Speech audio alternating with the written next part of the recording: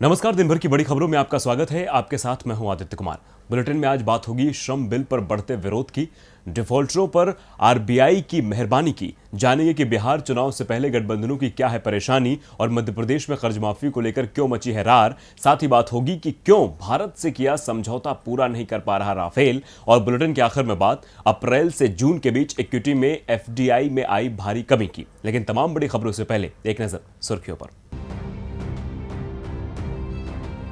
Fit India movement पर PM ने किया जनता को संबोधित, कहा जितना फिट होगा इंडिया उतना ही हिट होगा। फिट रहने का प्रधानमंत्री ने दिया मंत्र, फिटनेस का डोज आधा घंटा रोज। 12वीं कंपार्टमेंट परीक्षा के रिजल्ट को लेकर तस्वीर साफ, 10 अक्टूबर तक आ जाएगा रिजल्ट, सुप्रीम कोर्ट ने दिया आदेश। सार्क के विदेश मंत्रियों की हुई बैठक, भारत के विदेश मंत्री एस जयशंकर ने कहा पड़ोसी फर्स्ट की नीति पर भारत कायम। अमेरिका की दिग्गज बाइक निर्माता कंपनी हार्ले डेविडसन भारत से समेटेगी अपना कारोबार। 10 साल पहले भारतीय बाजार में हार्ले डेविडसन ने रखा था कदम। शेयर बाजार में आई भारी गिरावट, सेंसेक्स 1114 और निफ्टी 326 अंक टूटा।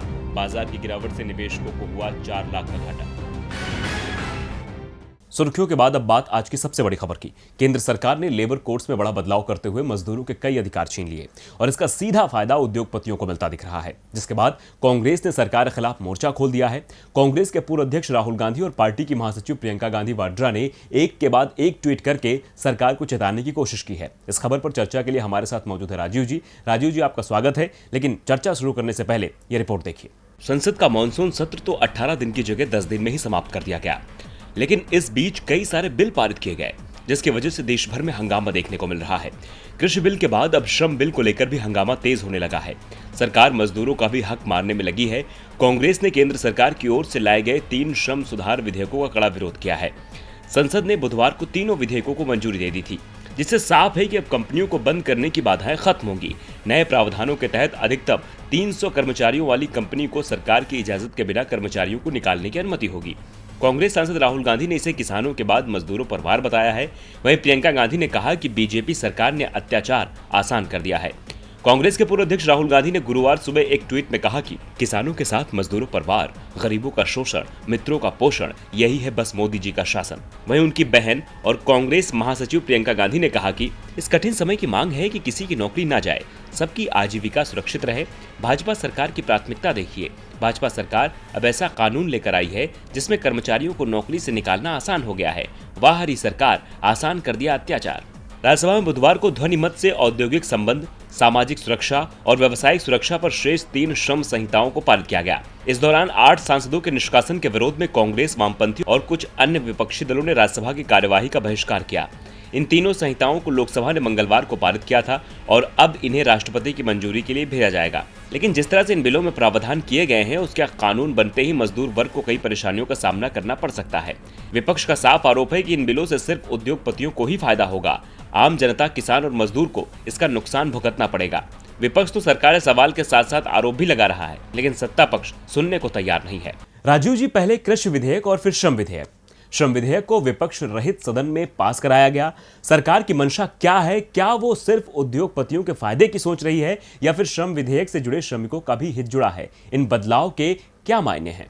देखिए आदित्य, इन बदलावों के एक ही मायने हैं कि किसी भी सूरत में पूंजीपतियों को फायदा पहुंचे, सार्वजनिक निकायों को घाटे की आड़ में निजी हाथों में सौंपना हो, बेहतर सुविधाओं के नाम पर रेलवे का निजीकरण और हवाई अड्डों के रखरखाव की जिम्मेदारी प्राइवेट कंपनियों को देनी हो, शिक्षा, स्वास्थ्य आदि क्षेत्रों में पूंजीपतियों के हितों की रक्षा के लिए तमाम नियम बनाना हो, या अब कृषि और श्रम के क्षेत्र में नए विधेयक लाना हो, इन सब का एकमात्र लक्ष्य किसी भी तरह उद्योगपतियों को मुनाफा कमाने का मौका देना है। देश के कुछ औद्योगिक घरानों के में लाभ की लालसा इतनी अधिक है कि सारा देश उनके पास गिरवी रख दिया जाए, फिर भी उन्हें कुछ और ज्यादा पाने की चाहत बनी ही रहेगी। इसीलिए तेल, खेल, रेल, हर चीज पर वे अपना एकाधिकार चाहते हैं। दुख इस बात का है आदित्य कि उनकी इस चाहत को पूरा करने के लिए मोदी सरकार हर तरह से सहयोग कर रही है। 2014 में सत्ता में आने से पहले जनता से जो वादे किए गए थे, जैसे सबके खाते में 15 लाख रुपए, हर साल 2 करोड़ रोजगार, किसानों की आय दोगुनी, ये सब तो आखिरकार जुमले ही साबित हुए। लेकिन अपने पूंजीपति मित्रों से जो वादे सरकार सरकार ने किए होंगे वे अब पूरे हो रहे हैं। श्रम कानून में बदलाव इसी की एक मिसाल दिख रही है। अब किसी भी कंपनी को कामगारों को नौकरी पर रखना या निकालना आसान हो जाएगा।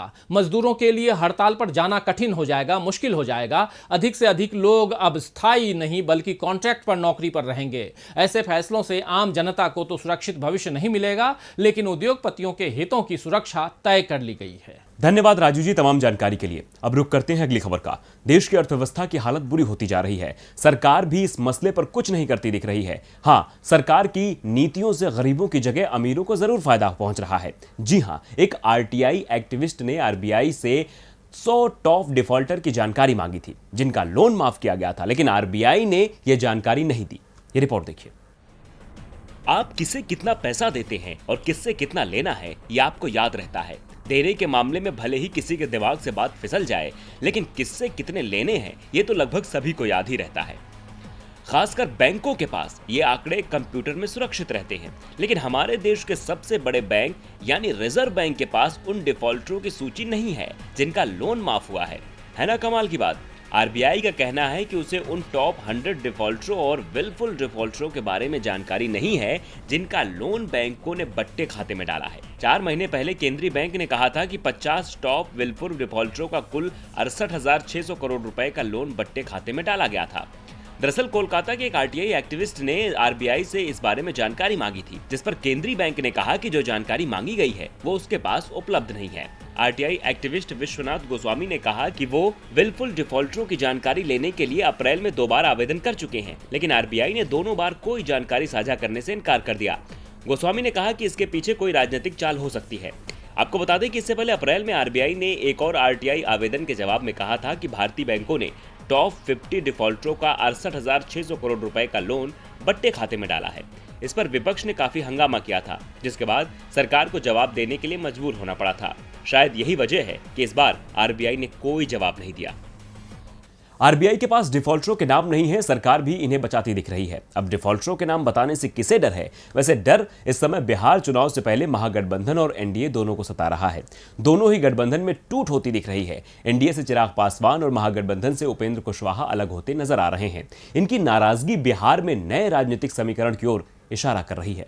चुनाव से पहले गठबंधन में शामिल दलों को साधना और साथ लेकर चलना आसान नहीं होता, खासकर सीटों के बंटवारे को लेकर। जी हां, बिहार में चुनाव की तारीखों के ऐलान से पहले एनडीए और महागठबंधन में सीटों को लेकर घमासान देखने को मिल रहा है।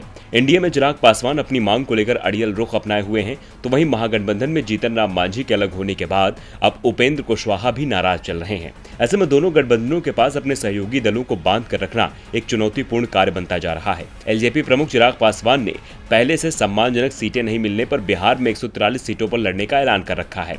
एनडीए में चिराग को तो सम्मान नहीं मिल रहा, लेकिन नीतीश कुमार उपेंद्र कुशवाहा का स्वागत करने को तैयार जरूर दिखाई दे रहे हैं।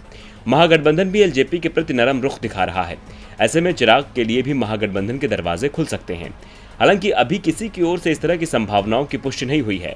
वैसे चिराग पासवान ने जरूर कहा है कि एनडीए में जनता यूनाइटेड दल नहीं, बीजेपी के कारण है। वहीं विपक्षी महागठबंधन में भी आरएलएसपी सुप्रीमो उपेंद्र कुशवाहा का पेच फंसा हुआ है।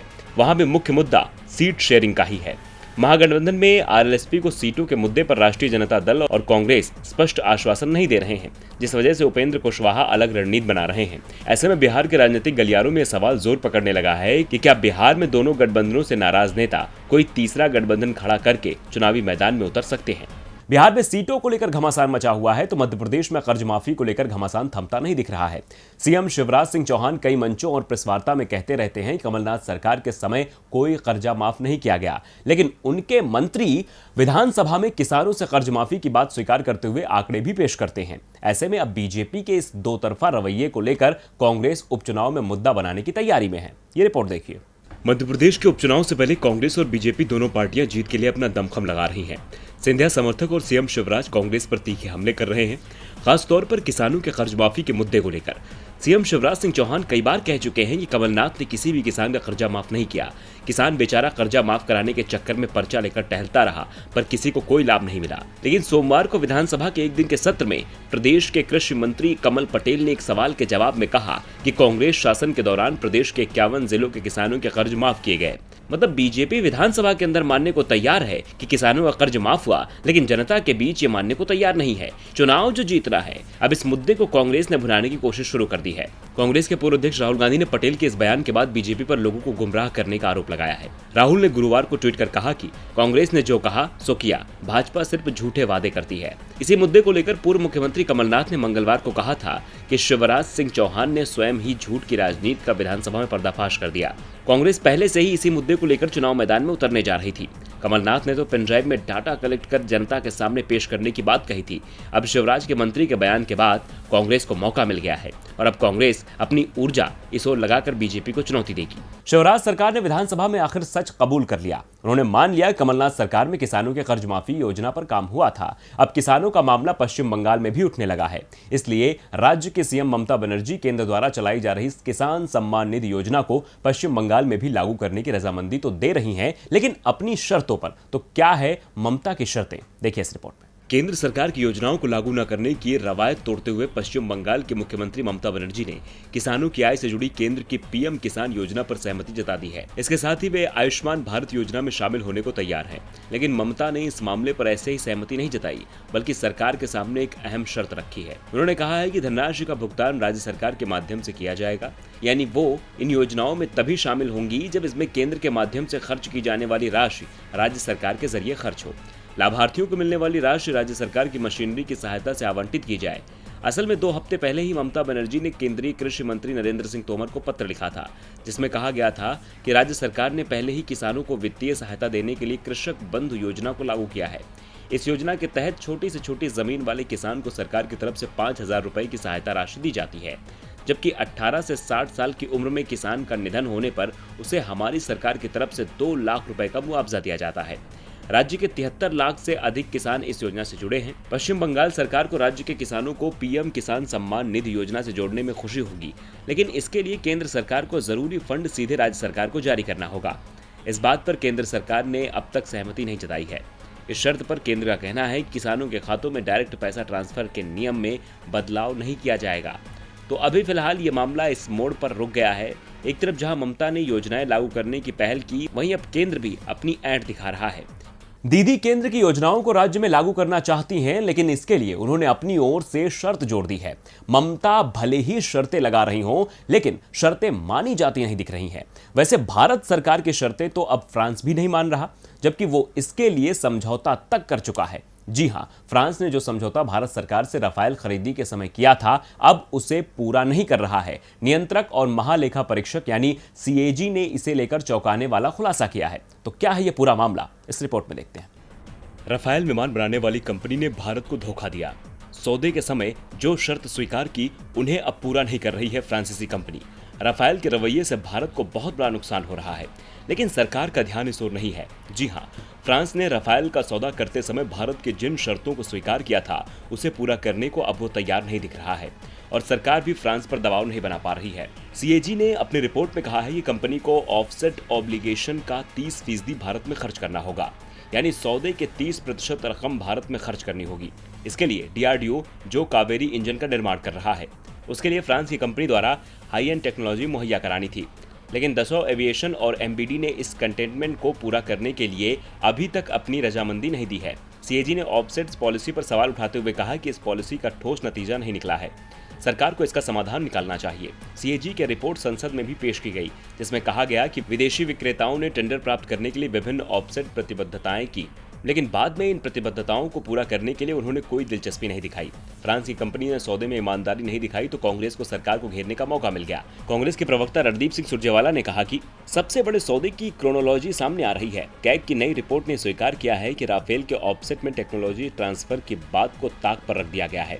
पहले make in India, make in France हो गया और अब डीआरडीओ के टेक ट्रांसफर को किनारे कर दिया गया है और मोदी जी कहेंगे कि सब चंगासी।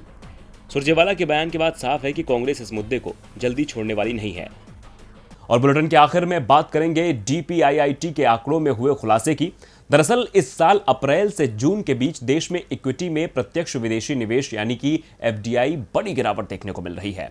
ये रिपोर्ट देखिए। इस साल आर्थिक मोर्चे पर देश को सिर्फ और सिर्फ नुकसान ही होता दिखाई पड़ रहा है। जीडीपी में तेजी से गिरावट आ रही है, महंगाई बढ़ती ही जा रही है, तेजी से बेरोजगारी भी बढ़ रही है। और अब FDI को लेकर जो खबरें सामने आई हैं वो भी परेशानी बढ़ाने वाली हैं। Department for promotion of industry and internal trade यानी DPIIT की ओर से आंकड़े जारी करते हुए ये कहा गया है कि देश में इक्विटी की प्रत्यक्ष विदेशी निवेश पिछले साल अप्रैल से जून के बीच 16.3 अरब डॉलर था, जो इस बार सिर्फ 6.5 अरब डॉलर ही रह गया है। यानी FDI में 60% से भी ज्यादा की गिरावट देखी जा सकती है। ये गिरावट हर सेक्टर में दिखाई पड़ रही है। DPIIT ने बताया है कि सर्विसेज सेक्टर में 1.14 अरब डॉलर, कंप्यूटर सॉफ्टवेयर और हार्डवेयर में 1.6 अरब डॉलर, टेलीकम्युनिकेशन में अब तक 2 अरब डॉलर, ऑटोमोबाइल सेक्टर में 32.6 करोड़ डॉलर और ट्रेडिंग में 42.6 करोड़ डॉलर की FDI देखने को मिली है। यानी साफ है कि सरकार की मौजूदा नीतियों के कारण देश को हर मोर्चे पर नुकसान हो रहा है। विदेशी निवेशक भी भारत से दूरी बनाते दिख रहे हैं। देश के इंफ्रास्ट्रक्चर सेक्टर को मजबूती देने के लिहाज से FDI काफी अहम होता है।